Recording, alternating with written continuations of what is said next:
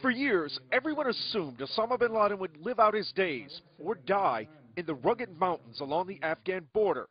For all intents and purposes, he was killed in the suburbs, less than 40 miles from where the president of Pakistan lives.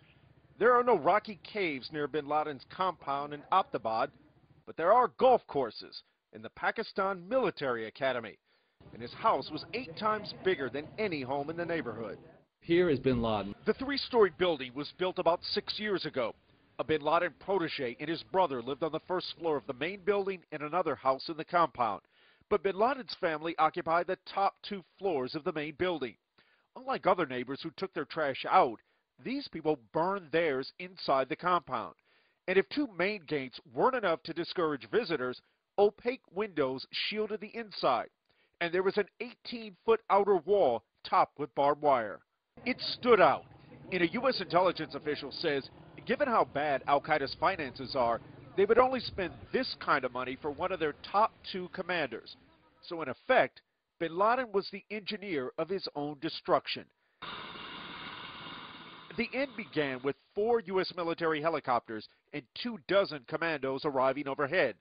When some of the Navy SEALs landed on the ground, the assault teams stormed the compound.